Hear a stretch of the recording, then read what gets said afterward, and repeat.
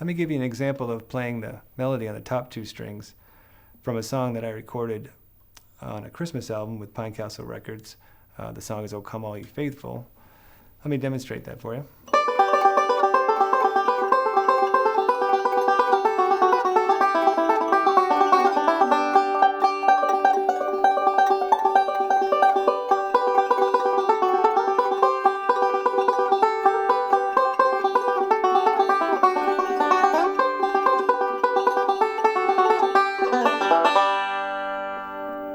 Now, switching between those chords, where I learned the song, I learned the chords to the song, something like this in that section.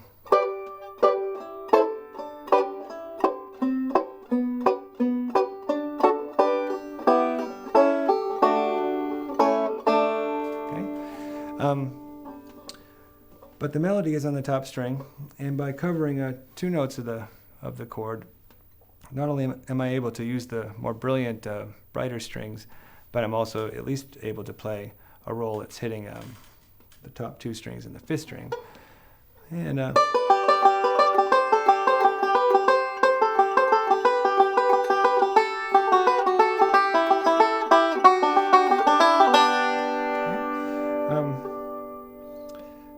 it was easy for me to quickly play that song because I was used to switching between the chord shapes. So just another reason for you to get good at that, and just to demonstrate that it is something that you'll use quite a bit.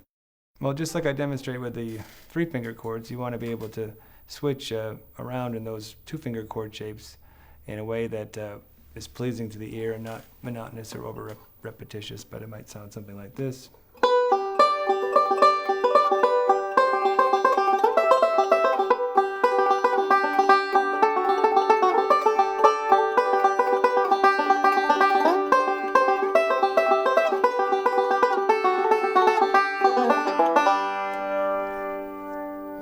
Now that we're more familiar with the three-finger chord shapes and the two-finger chord shapes, as well as the fourth finger, we're going to do something that's very similar to what we did earlier in the tape, which is start to add our techniques, sliding, pulling, hammering on, and also bending the strings within the chord form.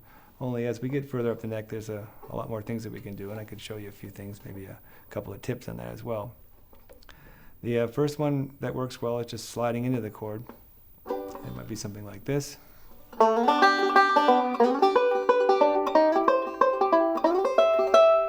And you can also slide backwards.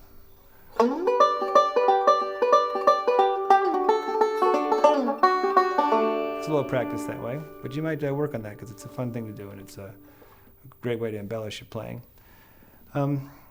Let's take a look at this F shape here. We're just going to play the top three strings, and when you're in this shape right here, you have the ring finger loose, and there's a good note here that works in every time you're in this chord shape, and it's often a melody note, and that's in this case, the fifth fret of the second string. So, okay. Now, when you're in that shape, it's the same melody note in relation as it would be in this shape. Is that second fret here? Pick up the C.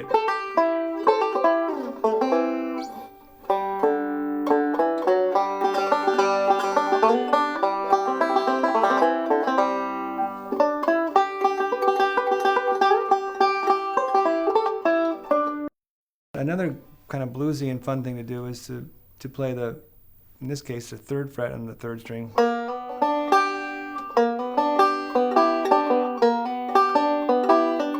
And it doesn't matter where you're fretting that chord, if you're up here in C in the same chord shape. Okay.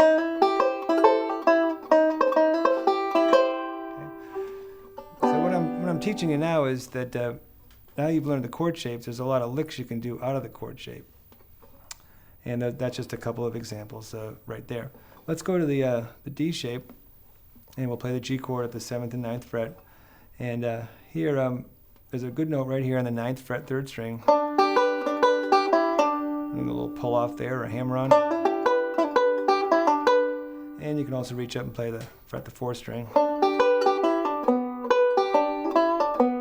Now, if you examine it a little closer, it's a lot like the lick that you may have learned already, or that I was demonstrating before, which is playing the C, which is really just a D shape, kind of thing like that. So, yeah, it's the same thing, or up here at the octave. Okay. That's a good one there. And you might play something like this out of the D shape, or something like that, or slide. And then when you're in the bar chord, if you're playing the top 3 strings, there's if you reach out here, in this case, 3 extra frets from the 5th fret to the 8th fret, you're playing the 7th chord. And there's a lot of licks you can play using your little finger with something like that, which would be, okay, kind of a thing. So to keep it simple and to just demonstrate how creative you can be, or how really random you can be and still make good music and have fun, is if I'll give you an example by playing 3-finger chords in the top 3 strings, and I'll use some sliding and pulling off and some of those notes that I just mentioned to just kind of improvise something and have some fun picking, which would sound something like this.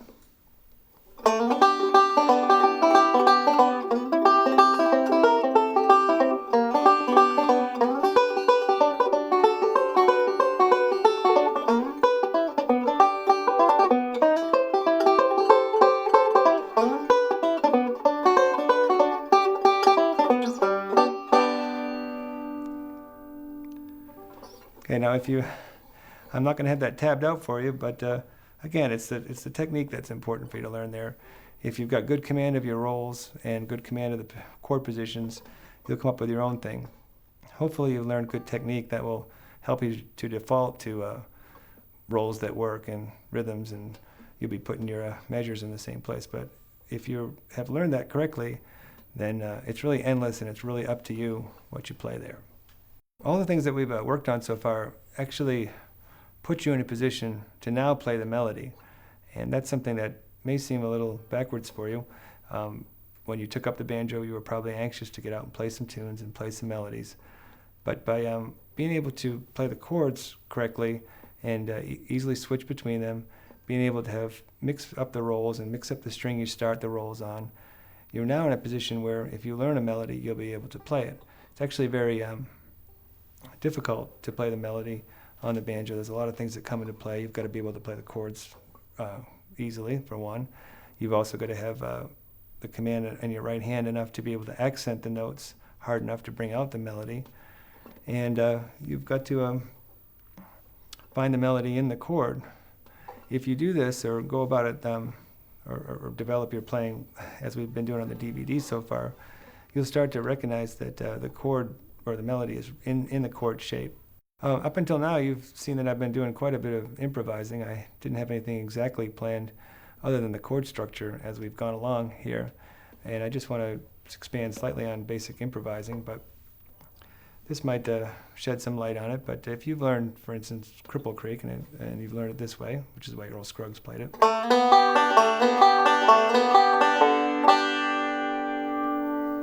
An example of an easy way to improvise, and something that I would encourage you to do. It's not the only way you can play the song, but you might change the roll. It would sound something like this. And all I did there was I changed the right hand picking. I didn't change the amount of beats. I still did the slide. Okay? And that way I can mix it up a little bit.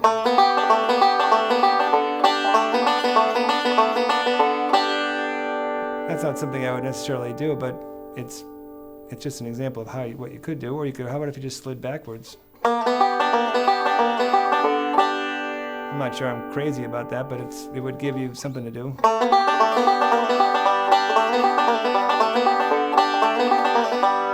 Okay? It's kind of like taking a bunch of numbers and just throwing them in a hat and shaking them around a little bit, and then you'll find that if you just put them in a slightly different order, you don't get something that's so completely different that you can't use it. Another way to improvise is to change the rhythm that you play. Here's for instance, Cripple Creek at the beginning. Okay, if you decided to roll your way through that and not play the pinches, for instance, at the beginning, you might play something like this.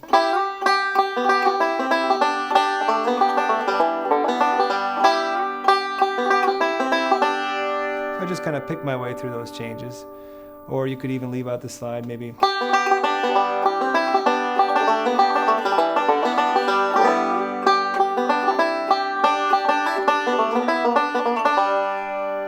And I used a brush there to instead of a pinch, that's another way of improvising.